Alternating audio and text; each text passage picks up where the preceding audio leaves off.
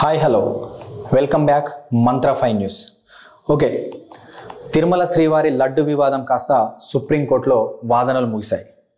ఆ వాదనల అనంతరం సుప్రీంకోర్టు కూటమి ప్రభుత్వాన్ని కొంచెం గట్టిగానే స్పందించింది.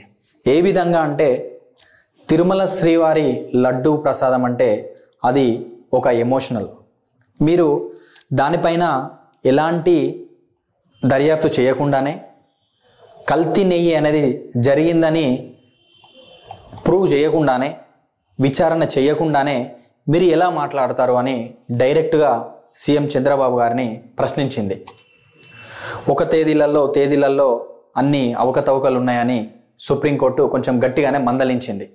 ఇకనైనా ఇలాంటి వాదనలు చేసే ముందు జాగ్రత్తలు తీసుకోవాలని సూచనలు చేసింది. సో దానిపై సీఎం చంద్రబాబు గారు అయితే ఇంతవరకు స్పందించలేదు. సో ఇప్పుడు ఇలాంటివి ఏ ప్రభుత్వమైనా దానిపైన ఒకసారి స్పందించే ముందు న్యాయస్థానానికి మనం మాట్లాడిన మాటలు అపోజిషన్ వాళ్ళు కానీ, భక్తులు కానీ, హిందువులు కానీ వెళ్తారు అనే ఒక ఆలోచనతోటి మీరు ముందు జాగ్రత్త పడి ఉంటే ఇలాంటి ప్రశ్నలు మీకు వచ్చేది కాదేమో. డైరెక్ట్గా వాదనలు చేయకుండా ఒక ప్రెస్ మీట్ పెట్టి ఇలా జరిగిందని అనకుండా అది నిరూపించి ఇలా జరిగింది అని చెబితే బాగుండేమో అని జనాలు అనుకుంటున్నారు. కూటమి ప్రభుత్వం యొక్క కార్యకర్తలు, నాయకులు ఆలోచిస్తున్నారు. సో ఇప్పటికైనా జరిగింది ఏమీ లేదు.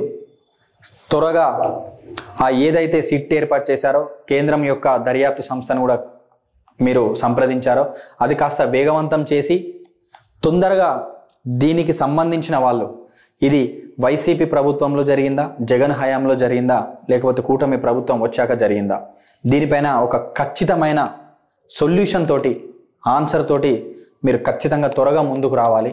అలాగే ఇవాళ డిప్యూటీ సీఎం పవన్ కళ్యాణ్ గారు కూడా స్పందించారు.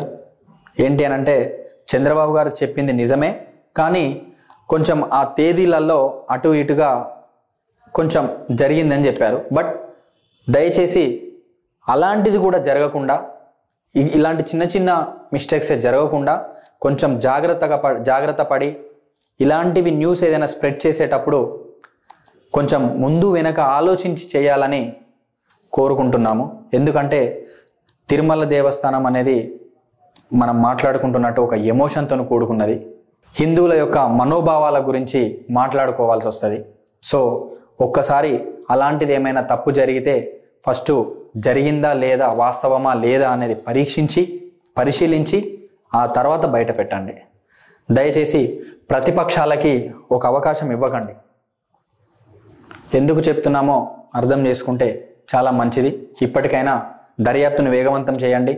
అది కేంద్ర పర్యవేక్షణమా లేకపోతే రాష్ట్ర ప్రభుత్వ పర్యవేక్షణలోనా అనేది త్వరగా చేసి ఎవరైతే నేరానికి పాల్పడ్డారో వాళ్ళని ఖచ్చితంగా పబ్లిక్ డొమైన్లో తీసుకొచ్చి నిలబెట్టాల్సిన బాధ్యత చంద్రబాబు ప్రభుత్వానికి ఖచ్చితంగా ఉందని తెలియజేస్తూ, వ్యూవర్స్, సుప్రీంకోర్టు స్పందించిన దానికి, చంద్రబాబు గారు స్పందించిన దానికి, పవన్ కళ్యాణ్ గారు స్పందించిన దానికి, అసలు లడ్డు వివాదం జరిగిన దానికి మీరేమనుకుంటున్నారో మీ కామెంట్ల రూపంలో కింద తెలియజేయండి.